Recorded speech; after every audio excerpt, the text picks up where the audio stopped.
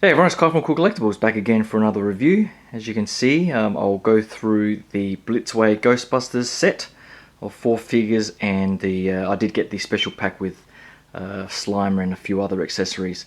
But I did unpack the figures and undress them, so you might be wondering where they are. But I do have them over here, and I'll go through in a bit why I had to undress and just check them over. And there's an example of one of the boxes there.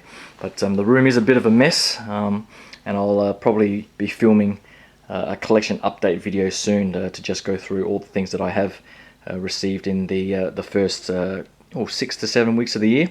It has been a big rush of stuff coming in from all over the place. So I finally got around to looking at the Ghostbusters figures. So I'll go quickly through the accessories and each of the figures. Hold on.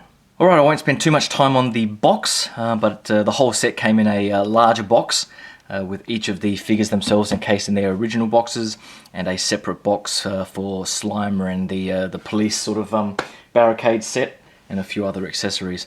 But the box here, I guess the standout feature is the Velcro name badge on the front that they've got on each box, which really is a nice touch. But other than that, there's really not too much to the boxes themselves, so I'll be packing them away and putting them away in storage. But onto the figures. Alright, I have laid them out just on their backs here, but I will go through each one just to give you guys a quick overview of their head sculpts and so on. But I did have to undress because out of the box they all come sort of dressed up with their outfits and so on that everyone knows and loves. But I found that the articulation was hindered in some cases, and I wasn't quite sure if it was the joints or there was something particularly underneath the suit or anything like that. So it turned out that taking all the clothes and accessories off wasn't too hard. The belts and so on were a bit fiddly, but I'll go through that in a second once I go through the accessories. But the figures, the 3 white guys, stuff political correctness, I guess I can call them the white guys. They all come with the same body, and I think all of them have the same height, whereas Winston here has of course the darker body, but they're all pretty much the same height, the same exact underlying body. And what I found was there were some that had particularly stuck joints, particularly in the shoulders, so I had to go through and take off these flexible shirts, and then they have a sort of almost like a wrestling outfit under here that's sort of padded, so this whole section here, and then it's like a singlet up the top here, and I had to take that all off. The joints themselves, there is no bicep swivel, but this whole shoulder mechanism sort of has a butterfly joint, a rotation joint, and there's an inner component that for at least 2 of them was actually stuck, so I couldn't quite do the rotation around like so without having it sort of stick out. But once I took off the clothes and sort of gently played around with the joints, they loosened up to a point where they're still firm, but were able to move a bit better. But from an articulation perspective, they've got the double jointed elbows, double jointed knees, and the usual articulation points in the hips and shoulders. All of them have a neck piece, so there's no joint or seam under the chin there, and the movement in the joint itself isn't too bad. But I'll just go through all the head sculpts. Alright, so we have Winston here, and I think the sculpt overall is good, but consistent with some of the earlier opinions on the paint application, I definitely think it's too dark, which sort of washes out and hides a lot of the good features in the sculpt itself. But I do think the likeness is there. The way they've done the eyes is nice, and the hair is quite nice. Even the sort of skin texture is pretty good too. But if they had sort of lightened up the shade a fraction, just to make out the facial features a bit better, it would have made a massive difference. I have seen a couple of repaints on Sideshow Freaks and so on, and it does make a big difference, particularly for this Winston figure. Alright, this is Peter Venkman, and I think the sculpt again is pretty good, but what lets this particular figure down, I think, is the facial paint application. With the lighter skin tone. What the figure really needs is a bit more sort of variation to give it that extra bit of realism. For now, I think the paint application is a little bit too flat, so it does sort of come across as a little bit, I wouldn't say plasticky, but the skin tone is far too flat and even. You do get a bit of the sort of 5 o'clock shadow, but a recent repaint that I saw also on Sideshow Freaks, where they sort of made the eyes a bit bluer, gave the cheeks and so on a little bit more redness just to bring it out a bit, and the change in likeness is incredible. So I think the underlying sculpt itself is good, but they could have done a better job with the paint application. And again, the hair is probably just as good as anything from Hot Toys, I think. So overall, pretty happy with the Peter sculpt. Alright, Egon here I think is probably my favourite of the head sculpts, and I think with the paint application probably the most accurate out of the box, and I think with his glasses on as well, I think really brings out the likeness. I think it's a good likeness, particularly in the hair. I love the way they've done the sort of waviness here. Looks really nice. And again, it does lack a bit of the sort of variation in the skin tone as well, which really would have helped, similar to the Peter sculpt. But overall, I think with the nose and the expression, really looks like a movie accurate sculpt. And lastly, with Ray here, again, a flat sort of paint application doesn't do the sculpt any favors. He sort of does come across as a bit chubby around the chin here, but again, if some of a more realistic sort of paint application would have sort of minimized that effect. But I think the expression that they've gone with that sort of semi-confused or smirk almost, I think really brings out the sort of character from the movie. And again, everything else is up to the high standards of Hot Toys and I guess past figures of Blitzway. So overall, I think the head sculpts, they've done a great job. The underlying bodies, they've done pretty well. Nothing too loose or anything like that with the joints. Has all the articulation in the right places. It's just a matter now of putting all the clothing and accessories on to give that bit of variation. They do come out pretty much stock standard. They all have their suit on, and the belt comes usually too high, and mine was a little bit too tight, so they looked a bit pinched in the upper torso area, and the accessories are all sort of placed in their standard positions, which wasn't quite movie accurate, and which some of the accessories were in different positions and so on. So I'll go back to some of the screenshots and see if I can rearrange the accessories and the belts and so on in the right positions. But before I do all that, I'll go through each of the accessories. Hold on. Alright, each of them comes with their outer suit, which are pretty much identical apart from the nameplate, which is sort of sewn in there nicely, so all of them have that. And the overall tailoring and weathering of the suit is actually really nicely done. I love all the seam and the sewing, so that's all very nicely done and accurately done. I think going by some of the screenshots I've compared against, this zipper does work, but I think I have seen a few pictures of the handle here snapping off, so just be careful as you slide that up and down. It comes with the little hose here on the leg, and I think out of the box, I think Peter had these tucked outside of the boots, whereas all the others I think had them tucked inside the boots. So you just need to sort of play around with that to get that all tucked in there. But I don't think it hinders the articulation in any way, and the overall weathering. I think I did a bit of water treatment just to sort of flatten out some of the pleats that had developed over time, but overall the quality of this thing is really good. Alright, the Proton Pack is the other major accessory that is amazingly well done, but I'm not even going to bother trying out the electronics of this thing. You can somehow take this panel off at the back and access the batteries. I have seen some people struggle with that and break a few things because it really does look delicate and depends on where you sort of place the pressure on your hands. So I'm not even going to bother trying out the electronics on these things.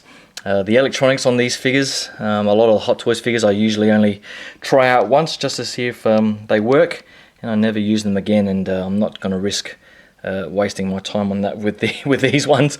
But by all accounts, these red lights here sort of rotate around, and I think there is this light bit at the front here on the side that sort of goes up and down with the blue light, and I think there's also the red tip on here that lights up as well. But I'm not going to bother trying that. And as you can see, the overall details of this backpack are just amazing. Everything, they're all real wires. There are a few or many delicate parts, so that feels like it's very delicate and could easily snap off. All of these little wires and so on. Just be careful where you put your fingers. But just the details on, the little sticker labels on there, the text, the overall sculpt, and the weathering is really, really nice.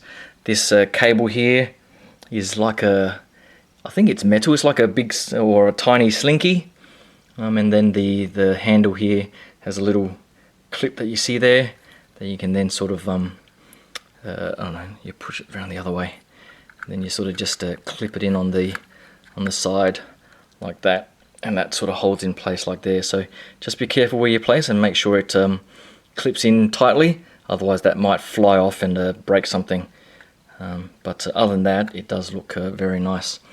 The, I guess, other area of issue with the backpack is when you do put it on the figure, it has the shoulder straps here that probably do need a lot of massaging to sort of get that nice sort of bent look and not the toyish sort of static stiff look. So just play around with that. But also the strap that goes around the waist has had a lot of reports of breakages. So the male side here does look very tiny, and there have been reports of the female side here not having a big enough hole to fit it in. Mine look like they should fit, so that's probably the last bit that I'll try out when I put the figures together. But just a word of warning to go easy on that. Hopefully I'll try and dip them in some hot water, and hopefully that softens them up enough to be able to slide in and connect together without snapping or breaking anything. But that's pretty much the Proton Pack. Together with the Proton Pack, each of the figures comes with this sort of a laser effect for the blast that comes out of it. It does attach fairly firmly because there is a metal type of tube, I think, there that connects in. So from a light up feature, I think it does look pretty good. But it is very long, so you're going to need to have a pretty big display cabinet or something like that if you want to use this. And it is pretty heavy, but by all accounts they do hold up pretty well. But I won't be using these. There's also the Ghost Trap, which is beautifully detailed as well, similar to the Proton Pack. You can't actually put your foot down on this thing, obviously, but I think you can press just up here, and it sort of opens up. Sometimes it sort of catches, but you get the general idea. And then you just sort of close it back up again gently like that.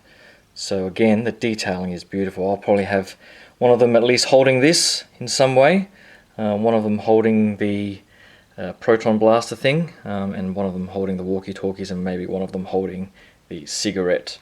Alright, each figure comes with their utility belt that has this thingamajig thing that then has the, I can't remember what they call this, one of the cards, the electronic circuit board cards that I think just clips onto the back of the belt. But you just need to sort of futz around and move this along the belt to the position you like. And the front of the belt has a metal clasp that sort of acts like a traditional, I don't know if it's a gun belt or a utility belt, and it just sort of clips in there like that and holds it in place.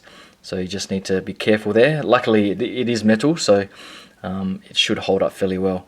And that clip on the back there, you can then adjust the length of the belt and just make it just a little bit wider, because they do come fairly tight around the figure, and sort of pinches the suit around the waist, which doesn't look that great. So just loosen it up a little bit, and you know, characters like Peter, for example, had the weight quite low on their torso, whereas others had a little bit higher. So adjust the belt and you'll be able to make them sort of have a bit of variation on the display.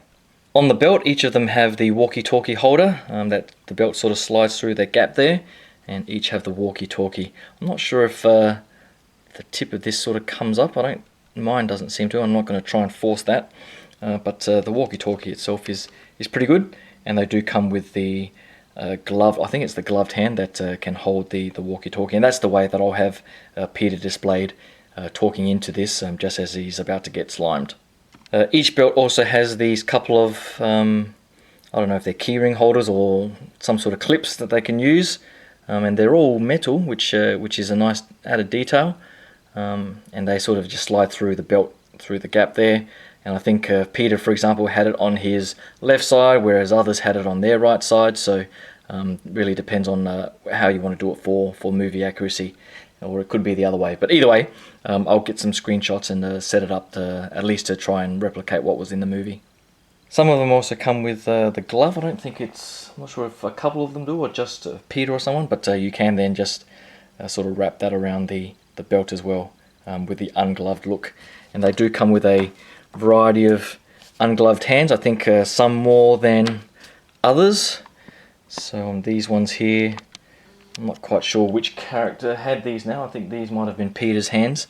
But I think some of them, these are the cigarette sort of holding hands, whereas they also come with a whole bunch of gloved holding hands. I think there was an issue that was reported across quite a few collectors, where I think it might have been Winston or Egon had duplicate gloves, and mine did have duplicate gloves, where they gave, I think, the same repeat of the right hand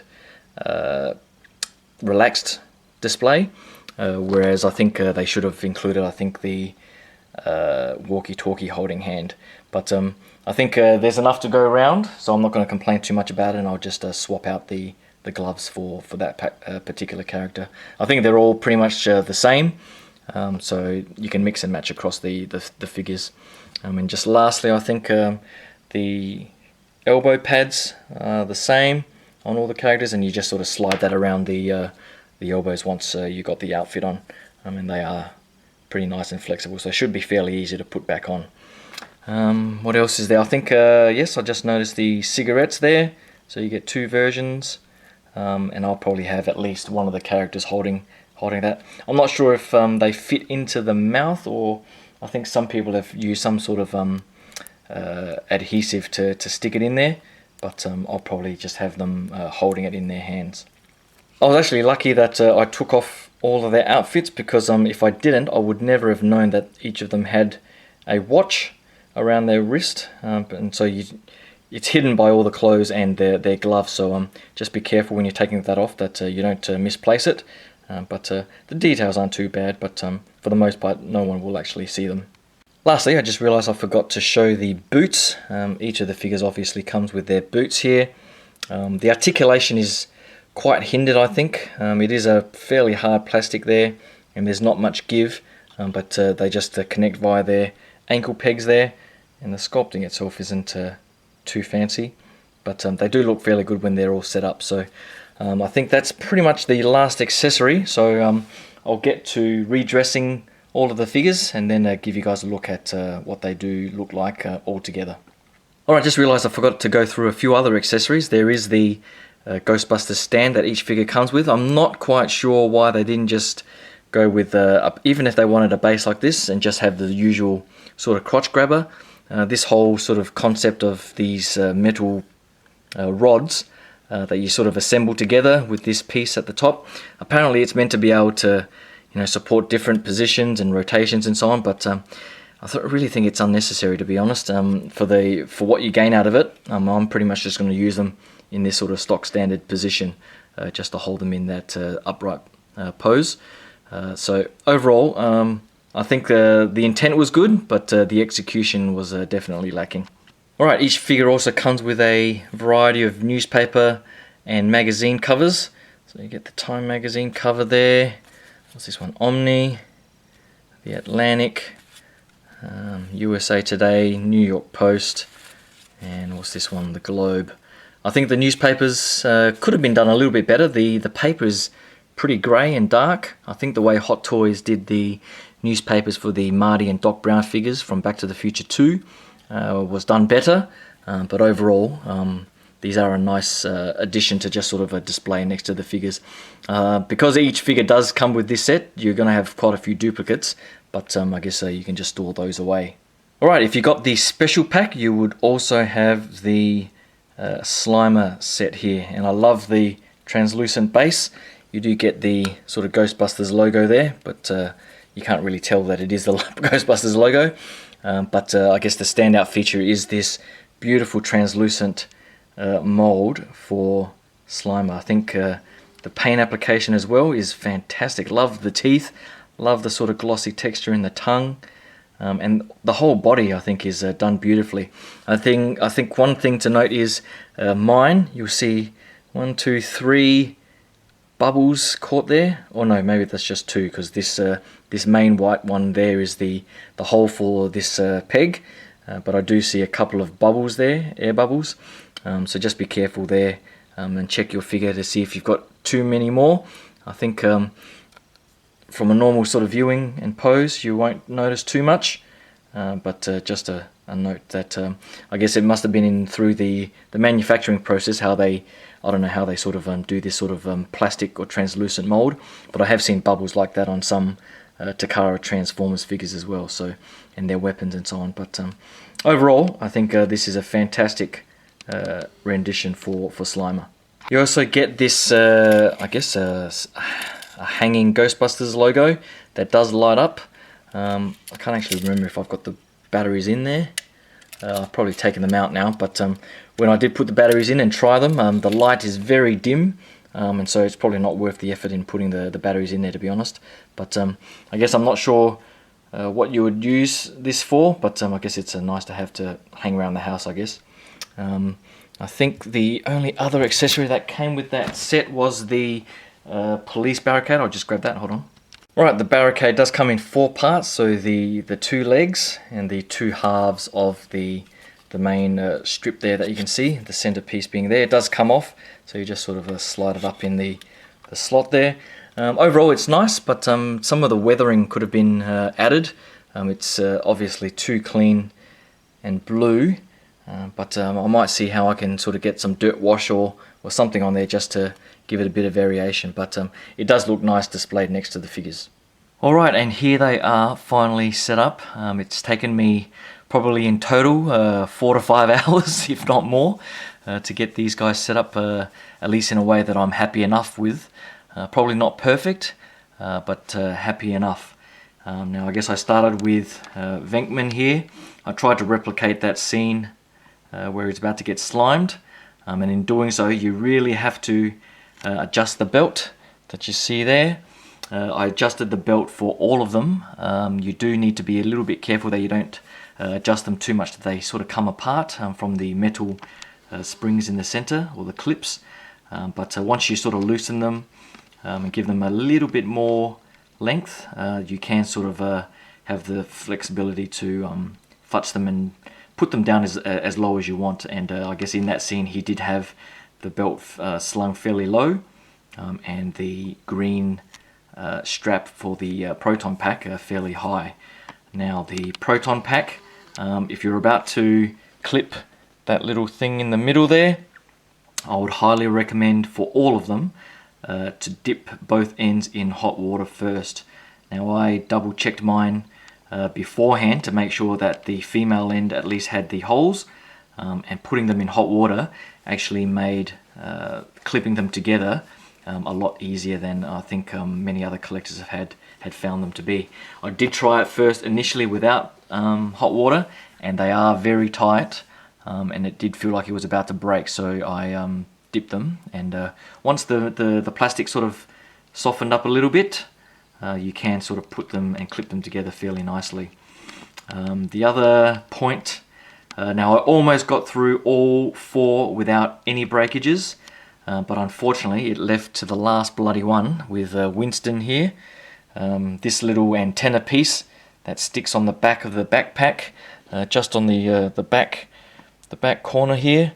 I must have put my fingers just in the wrong spot at the wrong time, and bent it into the wrong position. So it was hanging just by the paint, but it eventually fell off, so I'm going to have to figure out a way to glue that back on. There is a little bit of a nubbin that's just under there that this post can sort of fit on, so hopefully I can get a bit of super glue and glue it back on there.